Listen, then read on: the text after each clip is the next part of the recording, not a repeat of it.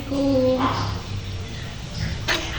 Hai, mari silahkan masuk, silahkan duduk. Bagaimana kabar kamu hari ini? Alhamdulillah baik, Bu. Alhamdulillah, syukurlah. Nah, nama kamu siapa Mbak? Dan tadi sebelum kesini kamu habis dari mana? Nama saya Titan Nafila, biasa dipanggil Titan. Tadi saya habis kuliah, Bu. Oh begitu, bagaimana dengan pelajaran kamu tadi? Kalau menurut saya pelajaran tadi cukup menyenangkan, Bu.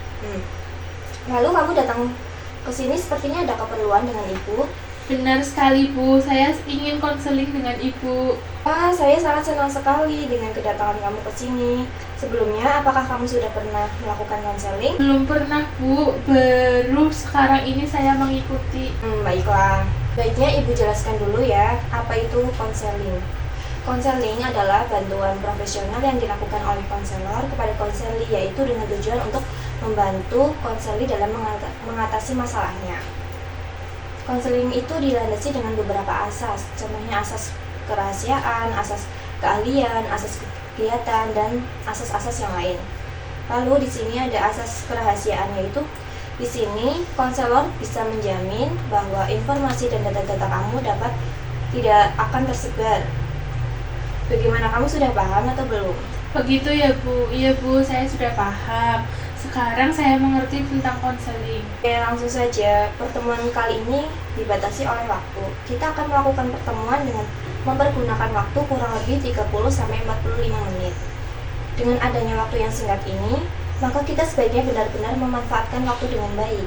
Nah, jika pada pertemuan pertama ini masalah kamu belum selesai, kita dapat melakukan pertemuan berikutnya. Oke, Bu, saya setuju. Baiklah, coba sekarang kamu ceritakan apa sih yang mengganjal di pikiran dan hati kamu? Jadi begini, Bu, saat ini kan saya kuliah di jurusan keperawatan. Saya tuh merasa saat kuliah menjadi lebih gampang stres, banyak pikiran. Selain itu saya juga merasa bingung dalam membagi waktu untuk belajar. Sebelum lagi kalau ada tugas praktik dan tugas membuat laporan praktik dengan deadline yang sangat singkat. Sedangkan saat ini saya juga menjadi anggota dari HMPS, di mana sering mengadakan kumpulan yang harus dihadiri oleh seluruh anggota. Itulah yang selalu mengganggu pikiran saya. Ibu memahami perasaan kamu, Titan. Nampaknya kamu sangat terganggu sekali dengan keadaan ini. Benar sekali, Ibu. Baiklah kalau begitu. Jadi saat ini kamu itu sedang mengalami fase stres kuliah. Hal-hal yang mengganggu pikiran kamu seperti adanya banyak tugas dengan deadline yang singkat, kumpulan himpunan keperawatan yang membuat kamu bingung bagaimana cara membagi waktunya, bukan begitu kan, Mbak? Ya, begitu, Ibu. Nah, kamu sudah menyadari dan merasakan bahwa kamu saat ini sedang mengalami masalah, yaitu stres. Jadi, apa yang ingin kamu lakukan dan apa yang kamu butuhkan saat ini?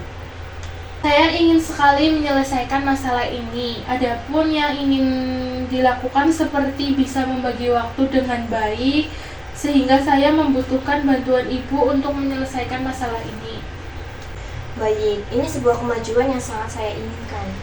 Oleh karena itu, saat ini sangat tepat bila kita mendiskusikan tujuan yang kita capai dalam konseling ini. Baik, tujuan konseling kita ini adalah untuk meningkatkan kemampuan kamu dalam membagi waktu, baik dalam hal pembelajaran ataupun kegiatan organisasi. Maksud Ibu adalah hasil konseling ini berupa bantuan agar kamu mampu melakukan tanggung jawab kamu sebagai mahasiswa, serta menerima segala resiko yang ada dengan kemampuan perkembanganmu. Begitu ya, Bu. Lalu saya harus bagaimana ya, Bu? Saya ingin mengarahkan kamu untuk melakukan beberapa hal dengan tujuan untuk membantu kamu dalam mengubah tingkah lakumu. Jadi, kamu juga harus menyadari bahwa tidak ada kehidupan tanpa masalah, sehingga manusia harus berikhtiar untuk mencari solusinya. Jadi, langkah awal yang harus kamu lakukan adalah membuat dan merinci jadwal yang dilakukan selama berkuliah.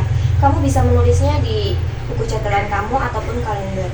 Lalu, langkah keduanya, membuat to-do list, karena dengan begitu dapat membantu kamu dalam mengatur waktu dan memastikan bahwa kamu dapat menyelesaikannya dengan tepat waktu. Lalu, menentukan mana yang lebih prioritas. Kamu dapat menunda dahulu kegiatan yang tidak penting dan mendesak. Nah, kamu harus memprioritaskan kegiatan penting seperti kuliah. Lalu, jangan suka menunda-nunda tugas, baik tugas kuliah maupun organisasi. Lebih baik lagi jika tugas diberikan, kamu langsung mengerjakannya, sehingga tugas tersebut tidak menumpuk-numpuk yang bisa mengakibatkan stres. Selanjutnya, kamu harus disiplin dan patuhi serta to-do list yang telah kamu dibuat. Jika kamu terbiasa untuk menjadi disiplin, maka kamu akan terbiasa dalam membagi waktu antara kuliah dan berorganisasi. Oh, begitu ya Bu. Baik, saya akan mencoba melakukan apa yang disarankan oleh Ibu. Baik, semangat ya Titan, kamu Ya. pasti bisa melakukannya. Sampai jumpa di pertemuan selanjutnya. Baik Ibu, terima kasih atas waktunya. Sama-sama Titan. Halo Titan, kita berjumpa lagi. Bagaimana perkembangan yang telah kamu lakukan? Apakah ada hambatan yang membuat kamu bingung? Alhamdulillah Bu, saya tidak mengalami hambatan dalam melakukan perubahan tingkah laku. Justru saya sangat amat terbantu dengan arahan Ibu. Sekarang saya dapat membagi waktu dan memprioritaskan hal yang lebih penting, seperti fokus mengerjakan dan menyelesaikan tugas, lalu baru mengikuti kegiatan organisasi. Wah, Ibu senang sekali atas perubahan-perubahan yang telah kamu lakukan. Ibu harap kamu dapat terus seperti ini ya. Siap Ibu. Selanjutnya, rencana apa yang akan kamu lakukan dalam penetapan atas perubahan perilaku untuk masa depan? Saya ingin melakukan serta mengembangkan perubahan tingkah laku sekarang untuk menjadi lebih baik di masa depan. Dan saya akan terus menjadi orang yang disiplin dalam menggunakan waktu sehingga dapat memudahkan saya dalam melakukan berbagai kegiatan.